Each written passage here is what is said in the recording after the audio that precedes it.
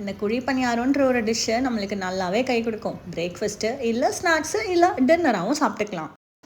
இன்றைக்கி என்னோடய வெர்ஷனில் குழி பணியாரம் எப்படி பண்ணுறதுன்னு பார்த்துடலாம். அதுக்கு ஃபர்ஸ்ட் ஒரு பாத்திரத்தில் ஒரு full tumbler rice, full tumbler idli rice, 3/4 tumbler உளுத்தம் பருப்பை நான் ஆட் பண்ணியிருக்கேன்.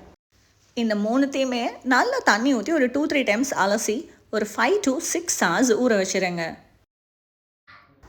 குழி பணியாரத்துக்கு வெந்தயம் கொஞ்சம் எக்ஸ்ட்ராவாகவே ஆட் பண்ணிக்கலாம். அப்போ தான் அதோட சாஃப்ட்னஸ் உங்களுக்கு மேக்ஸிமம் டைம் ரீட்டெயினாக இருக்கும்.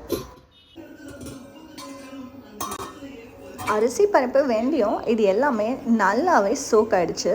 இதை அப்படியே கிரைண்டரில் ஆட் பண்ணிக்கலாம். நான் எப்போவுமே இதை மூடி போட்டு ஒரு 45 minutes அப்படியே ரன் பண்ண விட்டுருவேன். ஏன்னா நான் இதில் முன்னாடியே தண்ணி ஆட் பண்ணிட்டேன். மிடில் தண்ணி ஆட் பண்ணும் அப்படின்ற அவசியம் இல்லை.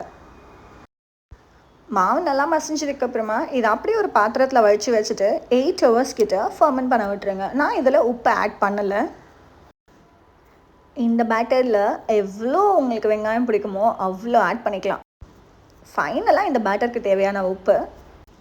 பனியாரக்கல் சூடான ஒன்று ஆயில் போட்டு க்ரீஸ் பண்ணிவிட்டு ஒரு குழிலையும் ரெடி பண்ணி வச்சுருக்கிற பேட்டரை ஊற்றிட்டு 15 minutes அப்படியே ஸ்டீம் பண்ணிவிடுங்க.